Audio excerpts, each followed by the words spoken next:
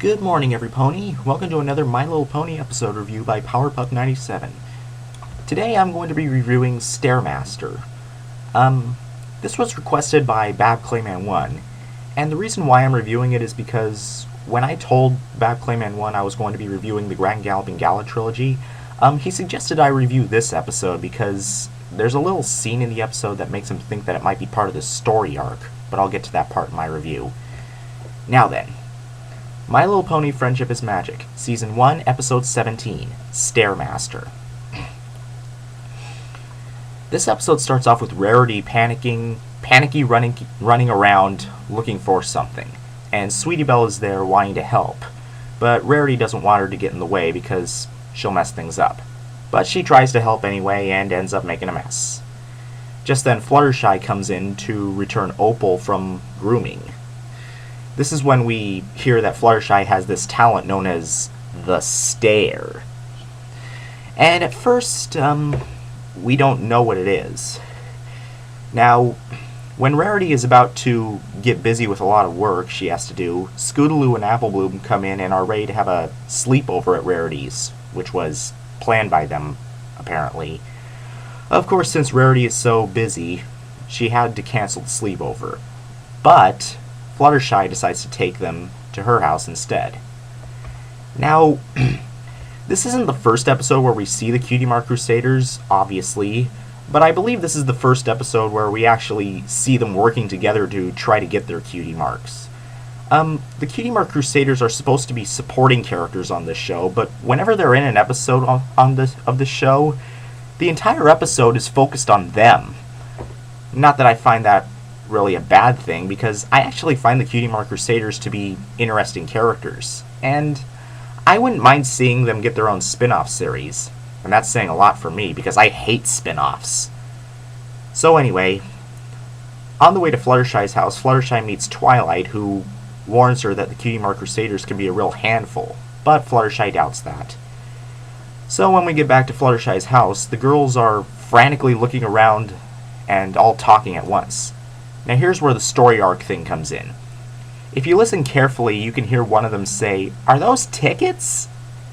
I was told by Bab Clayman 1 that they could be referring to the tickets to the gala, but I doubt that's true, since didn't each pony only have one ticket each?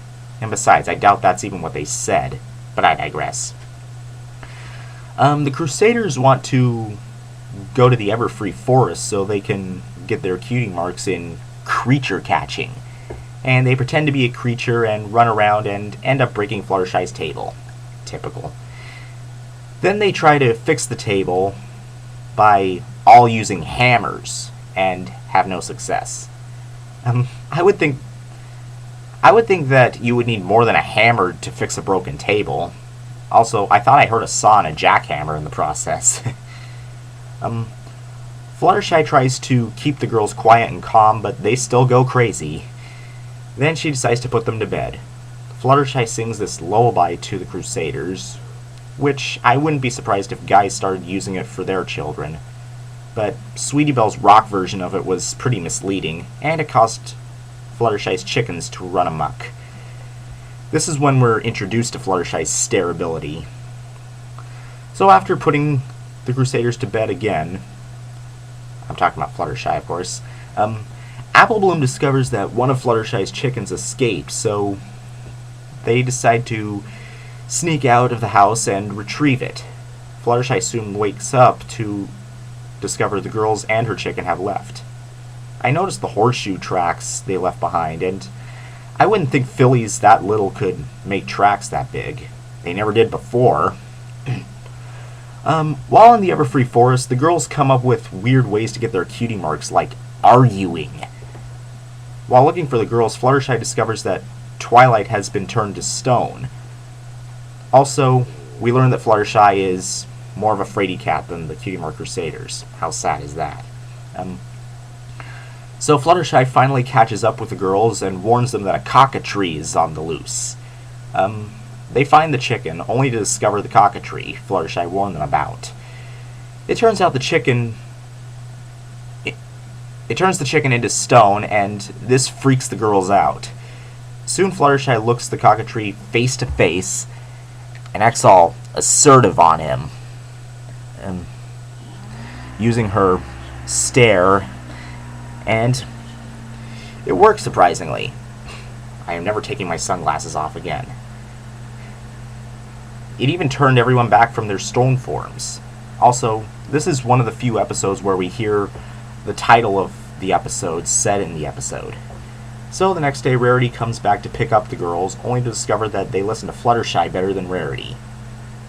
Good job, girl. Now, I've got several things to say about this episode for the final verdict. First of all, I should remind you all that I don't really like Day in the Limelight episodes, and that's just what this episode was.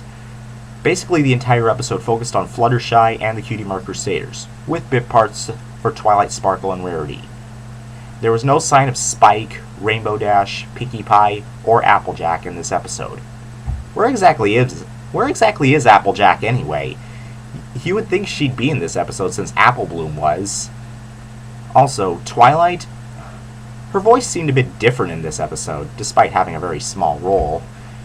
Overall, I didn't care too much for this episode, but as the series progressed, the Cutie Mark Crusaders did get some strong character development, which made them more interesting as the series went on. Speaking of which, next week's episode is going to be another Cutie Mark Crusader episode. In honor of Valentine's Day, I'm going to be reviewing Hearts and Hooves Day. So until then, Powerpuff 97 away.